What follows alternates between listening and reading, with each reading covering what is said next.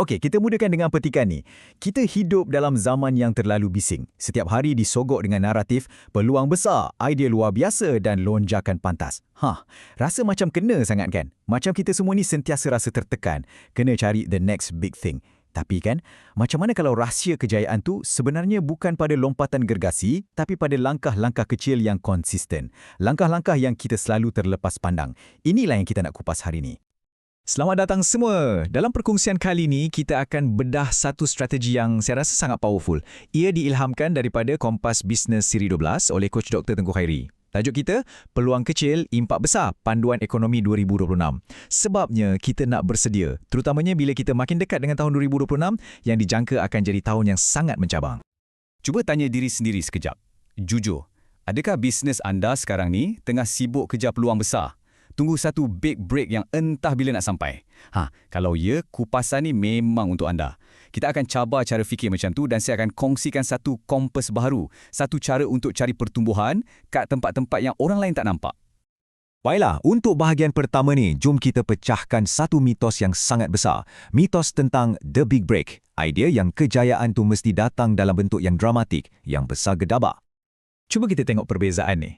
Mitos yang selalu kita dengar, kejayaan tu datang dari lompatan besar, kena tunggu masa yang perfect, kena ambil risiko mega. Bunyi macam filem kan?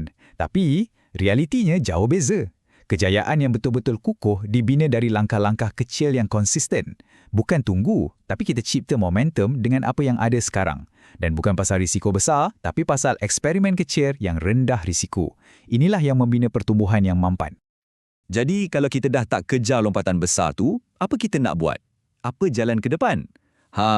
Di sinilah kita perkenalkan kompas baharu untuk tahun 2026, iaitu melatih mata dan minda kita untuk nampak celah-celah kecil. Ruang-ruang yang orang lain pandang sebelah mata je. Kenapa benda ni penting sangat sekarang? Sebabnya, tahun 2026 dijangka akan betul-betul menguji kita para usahawan PKS di Malaysia. Kos makin naik, teknologi baru, persaingan global, semuanya datang serentak. Dalam keadaan macam ni, kalau kita duduk diam tunggu pintu besar terbuka, itu bukan lagi strategi. Itu dah jadi satu risiko besar. Pemenangnya nanti ialah mereka yang paling cekap cari dan bertindak atas celah-celah kecil ni. Okey, jadi apa sebenarnya celah kecil atau peluang kecil ni? Senang cerita, ia adalah satu ruang yang orang lain tak perasan. Yang bestnya, ia tak perlukan modal besar, risikonya rendah dan kita kena sanggup mula dari bawah.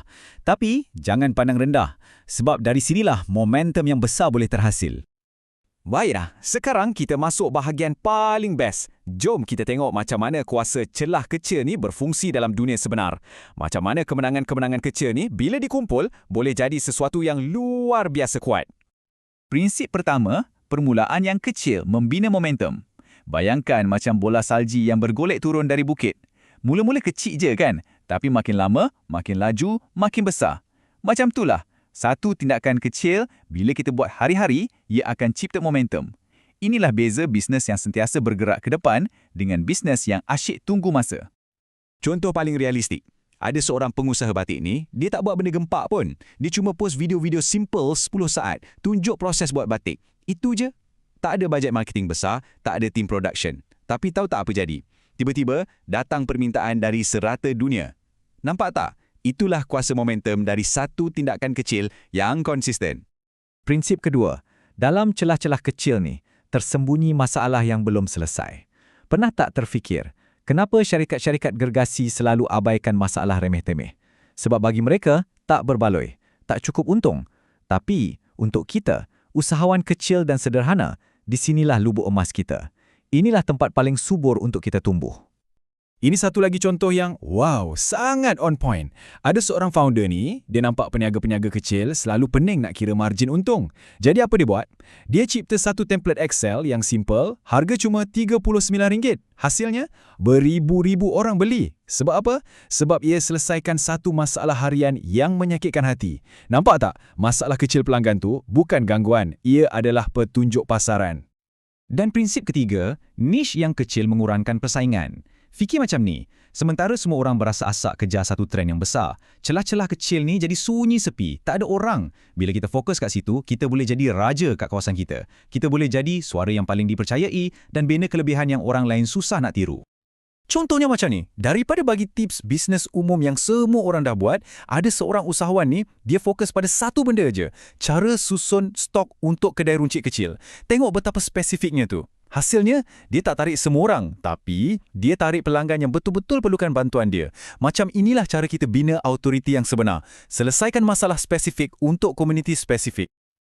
Okey, kita dah faham teori dan kenapa ia penting. Sekarang, soalan paling besar, macam mana nak buat? Macam mana nak cari celah-celah kecil ni? Jom kita masuk ke bahagian praktikal. Langkah-langkah yang anda boleh mula buat hari ini juga. Ini dia panduan praktikal anda. Pertama, mulakan projek mikro. Tak payah besar-besar. Luangkan 10 minit je sehari untuk hasilkan sesuatu untuk pelanggan. Kedua, uji solusi mini. Sebelum buat produk besar, cuba dulu dengan solusi kecil macam template atau kelas sejam. Uji dengan 20 orang pelanggan. Ketiga, pilih niche mikro. Macam contoh tadi, marketing untuk kedai bandel di luar bandar. Keempat, dan ini sangat penting, catat kemenangan kecil. Simpan log sebab keyakinan diri kita dibina dari sini, bukan dari satu kejayaan besar. Dan akhir sekali, rancang pivot anda. Untuk setiap projek kecil, fikirkan 3 cara nak kembangkan, kecilkan atau ubah haluan. Kuncinya, jangan tunggu, terus bertindak. Dan sebagai penutup, jom kita simpulkan semua ni dalam bentuk sebuah manifesto. Satu pegangan untuk kita para usahawan. Sebab ini bukan lagi pasal strategi, ini dah jadi satu cara fikir yang baru. Pegangan pertama, kami percaya langkah-langkah kecil yang konsisten lebih berkuasa daripada satu lompatan tergesa-gesa. Ini pasal konsistensi, bukan keberanian satu malam. Inilah yang membina bisnes yang tahan lasap. Yang kedua, masalah kecil pelanggan adalah satu amanah, bukan gangguan. Ia adalah petunjuk pasaran. Ia adalah asas kepada bisnes yang relevan. Ini mendalam. Maksudnya, bila pelanggan mengadu pasal benda remeh, jangan marah. Dengar. Sebab itulah data paling berharga yang kita ada. Itulah peluang untuk kita bina kepercayaan. Seterusnya, kami terima hakikat bahawa bermula kecil itu tidak glamour.